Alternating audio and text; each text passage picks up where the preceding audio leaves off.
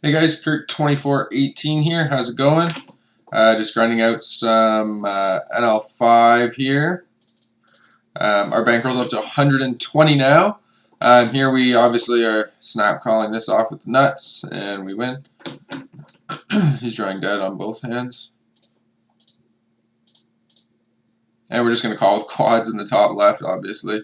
There's not much to say about that. So it went check, check, bet, min raise. And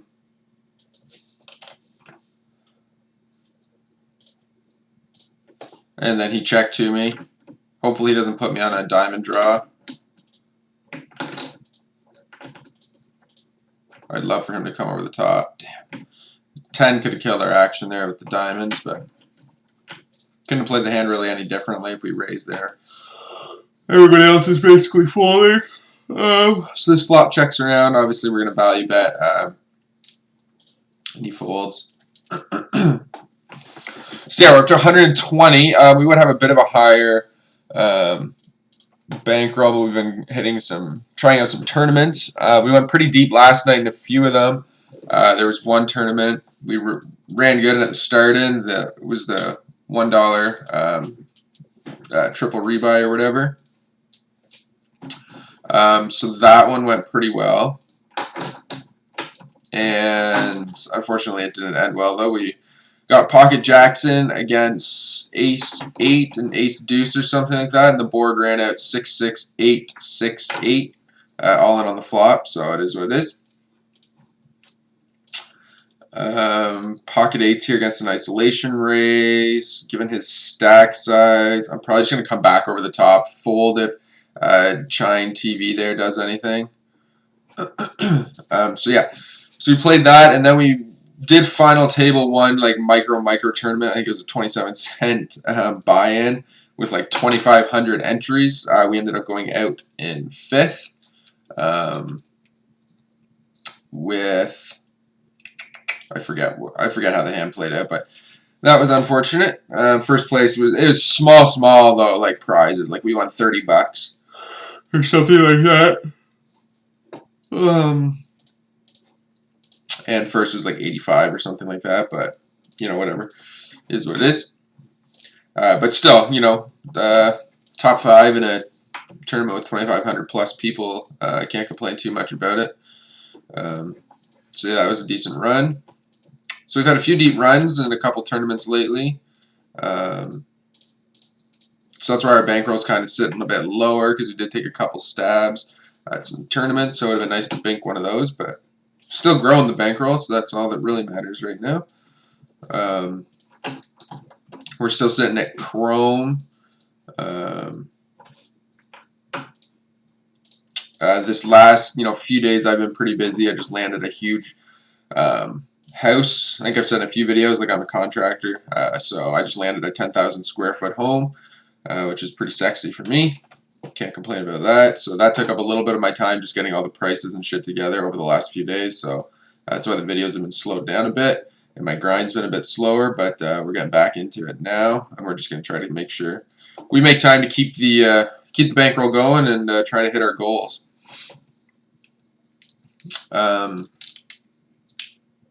Basically, we have to make what I think 1250. Yeah, 1250 per month to hit our 10K goal by August 31st. And then we got to grind a shit ton of hands when we get into higher stakes to be able to reach supernova by that same date too. Definitely still possible though, so we're gonna keep grinding on that. I think I'll take a flop here with the ace-4 suited. We do hit our ace, so we'll probably check call once and then give up. But yeah, we're obviously not gonna fold with 2 players in on a hand that can make the nuts. So we get a bet and a call with no draws out there, and we are out of position. So I think I'm just gonna actually go ahead and I can't really. I guess I will call once. It's kind of meh because like I just doubt we have the best hand here because there are no draws really that leads round are going to be calling with. So we'd have to be kind of floating with something like 8s, 9s, 10s, which all of which got there. But we're still going to put out a small value bet. I don't know if he had a decent ace. I would imagine he bets that turn every time. Diamond draws could have been picked up. Artman might check an ace, but I doubt it because he opened from early positions with probably a strong ace. So I'm just going to bet here. Try to get called by like jacks or queens or 10s or 9x or something like that. Kings, whatever. And kings, queens, there's definitely a good part of his range when he calls. So jacks, yeah. Fold the ace 4. I'm just going to get rid of the 6-5 there. And we'll just toss away the queen 5 as well. So yeah, bankroll still growing. It's doing pretty well. I think we're running at like 10 BBs per 100 at NL2. But now that we have 25 buy-ins for, NL5, we've bumped that up, which is nice because that'll help us grind some more VPPs and stuff too. The deuce 7, we're going to fold. Once I hit probably 150 or something like that, I might even add it now or in the near future. I'm going to check raise this because I have been doing a lot of check raising in hands. We'll go 50 with like draws and gut shots and stuff. So I just want to keep my my hand range relatively balanced with strong hands as well.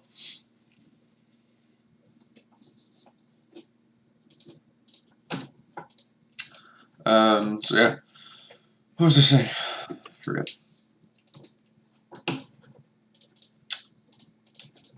Yeah, so things are going pretty well. Oh yeah, that's what I was gonna say. So I might do it soon, like next hand, kind of, just to start grinding some more VPPs and try to climb the stakes a little bit faster, the ranks a little bit faster. But I might add in some NL2 Zoom as well. So we got to count. We'll have 4 tables of NL5, and I'll probably add 2 tables of Zoom. It's a little bit too hard to play 8 tables of Zoom. I mean, it's not impossible, but you got to really be cranking to make it worthwhile to get like that. The number of hands, like you just got to clearly, you got to add your hotkeys and stuff like that. So I haven't got overly excited about it. So we call. We're definitely going to check call this board. Obviously, he has a massive range. Checks back flop. So I'm going to value bet my king because I don't really see him doing that with an ace very often. And he knows, like, if I'm calling out of the small blind, then I have a very limited hand range of, like, pocket pairs and, like, some aces and stuff. I'll open up the ace-4 off. Against shorter stacks, they're, probably weak players, which means they're not going to be 3-betting light. They'll be 3-betting with decent hands, or hands they're willing to get it in with, so we can easily fold in those cases. So we opened, he called, then he docked it into us. If I had any sort of a hand here, I would not fold, but I just don't have anything. 6-7 with 2 players, I'll call. And I'm probably going to check call this flop as well. Simply because Minimus can have, obviously, a pretty wide hand range. And he checks, then this guy double checks, which means we're betting. Yeah, because there's no way 3-handed he checks an ace. And then this guy check calls the queen, so there's probably a pretty good chance that he hit it. And then when the ace falls again on the river, it's pretty unlikely that he's going to fold his queen, or if he got there with diamonds or something, so we're just going to check him up. Yeah, so it's just how it goes. That's a terrible call, by the way, guys. Out of position, queen 3 suited against a button open. Don't do that. Maybe I will just quickly. I just like to mark them. I mean, pretty much everybody's a fish, but it's never going to hurt to have some markers on it. And obviously, this is a really draw-heavy board with 3 other players in the pot. We definitely have the best hand, though, at this point. So we just got to raise it up. I hope somebody hit that jack. And we did hit the 6. I'm just actually going to pop this up when he donks into me. I can't believe nobody had anything there. And when he donk back calls, he's obviously got a hand, so we're just going to give up. My family, cause man, these goddamn food stamps on my diapers. And there's no movie, there's no Macan Pfeiffer. The 9-10 suited, I'll take a flop with in position. The Jack Queen. Just gonna 3-bet it. I'm gonna check the 6. This guy checks to me, so I will bet out with the Jack 9, and we're gonna check the 9-10 of hearts. And he bets again, and we're just giving up. So it's double check to me, so we're gonna bet. And we're gonna bet that king as well. And we're going to continue barreling here on the spade board. It's kind of gross, but if he doesn't have a spade, he's probably going to fold, and he does. Then we get check raised on the turn here. Obviously, we're folding that. Fold. The ace-5 will fold. And I'm just going to let the jack-9 go. Raise up the 6s. Do not miss your chance to blow. This opportunity comes once in a lifetime.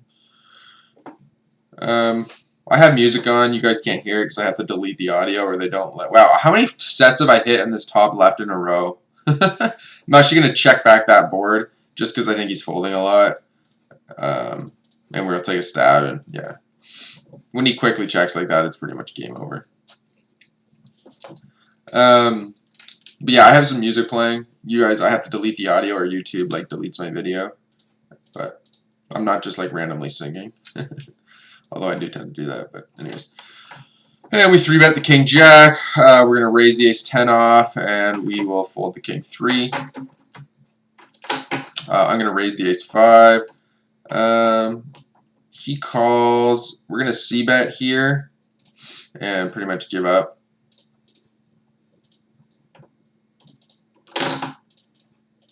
And he calls, so he's probably got some mediocre pocket pair that he didn't want to fold to a 3-bet. So we're just checking down now.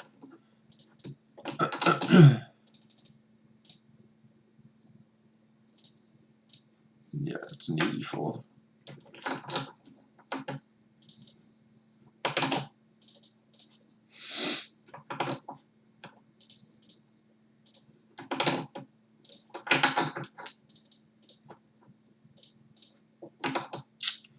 Not a great flop for black aces. Boom. Thank you, river. And to be honest, it's just not very often that you flop a flush. So I'm just gonna stick it in here because it's just not very often that he has it. And also it's not very often that he's gonna re-raise this when he hits that flush because I'm just folding all the time. So it's more likely he has like an overpair with a heart or like a 7 with a heart, or he's bluffing, and he was bluffing in that case. And I made a mistake here by not c-betting this flop after 3-betting. I got too focused on the hand in the bottom left. I made a mistake in the top left.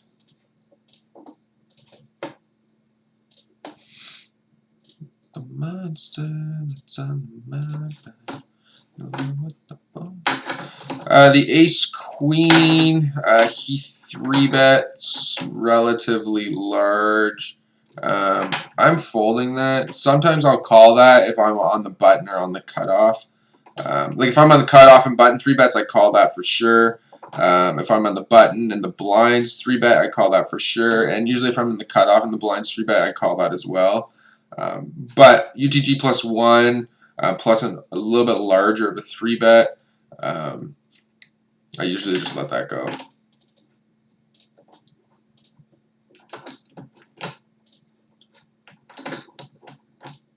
G7, fast folding that.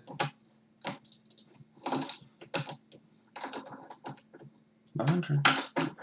6, 7. Given stack sizes, I'm going to go ahead and take that flop. And we're going to 3-bet the jacks for value. And I'm just going to 3-bet this guy here. And he just calls. Given stack size is a little bit. We're just value betting the jacks now. I expect queens to 4-bet, especially because he's a silver star. So he probably has a pretty decent idea of what he's doing. So we're just like value betting here. Calls again, and we just hope our hand's good. Flush got there on the river, unfortunately. He did have queens, so not 3-betting queens, unfortunately. Not 4-bet queen, queen. So, I'll call the Jack 10 suited here and check fold. Hate that shit. But that's just how she goes. Can't do much about that.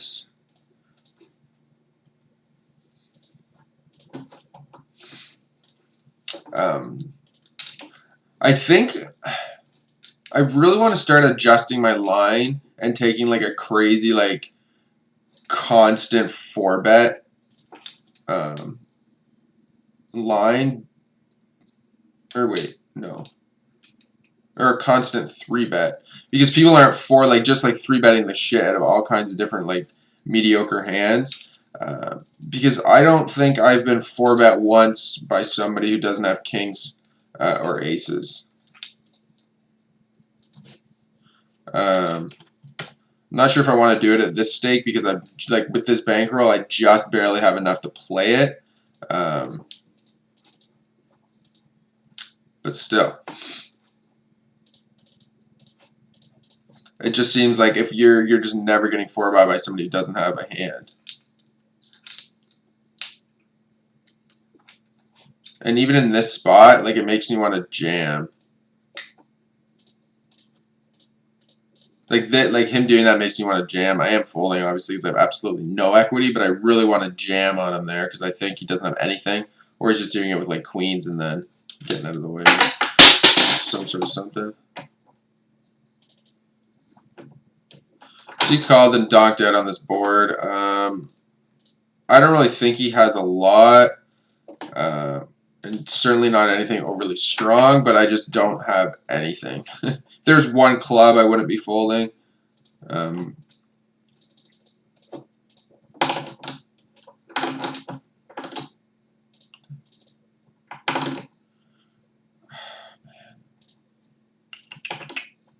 It does just smash his range.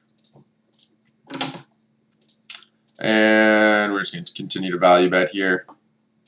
That's pretty standard.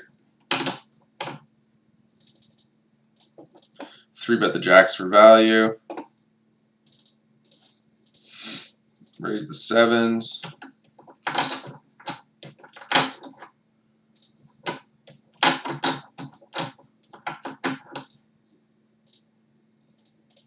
Value bet the jacks on that board. Value bet again. I don't see him double checking the queen very often. And we're definitely not going to fold to the donk bet there.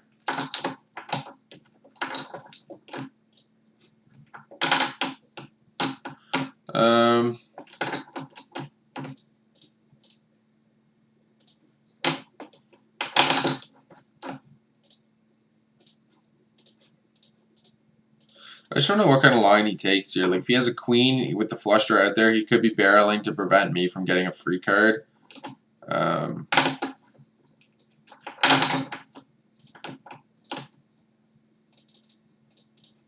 3-betting the kings, obviously. If he makes a small c-bet, I'll probably check raise him on this board. He goes relatively large though.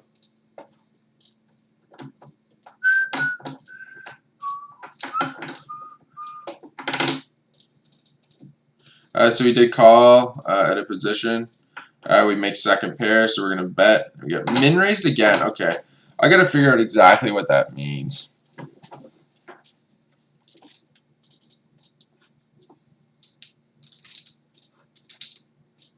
going to have to jam one of these hands where I have some equity.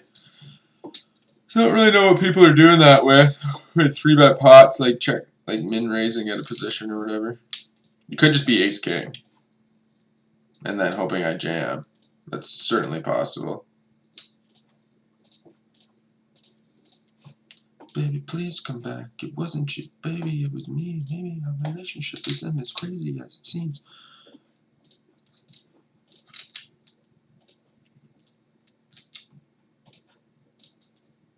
That's a turn you could argue donking out on. I'm going to check raise him. Just small. Basically, People don't fold to min raises very often. He could have an ace, and it could just look like I'm trying to fuck with him and steal the pot. But what it does do is give me the initiative on the river to make a play. And that's when he calls, and we bet $1 for value. And hope he thinks we're full of shit.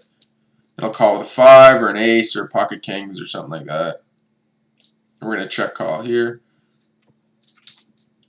He checks, we bet.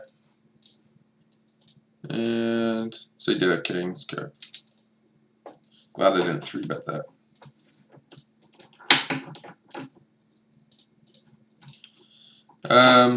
So yeah, I got to take a rip out to that lot here shortly, and then I'll be back on the grind later. But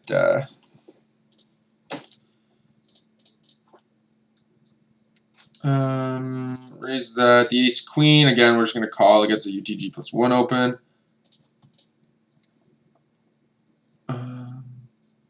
Calls flop. We'll check back turn. Bank. And I'm going to go big and hope he thinks I'm bluffing. And we're check calling bottom right. So fuck the world. So yeah, I got to go out to that lot. I got to meet the surveyor. He's marking her out so we can get it cleared.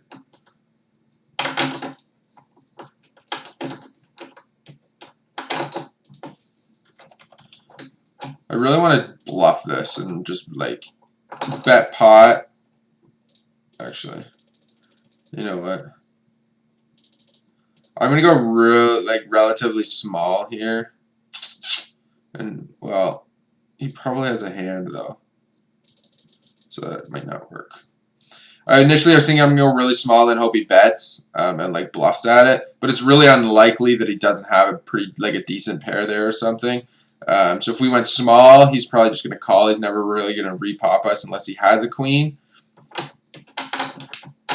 And this guy's barreling pretty big again in the 3 players, so we're just getting rid of it.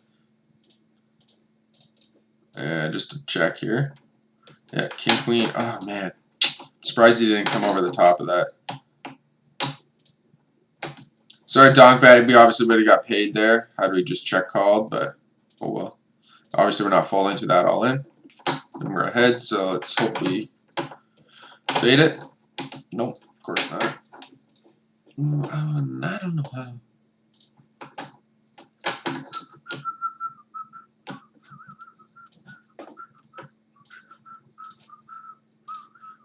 Anyways, so we're just gonna sit out of these hands, and I'm gonna go take care of some business, and then I'll be back later. There'll be an update.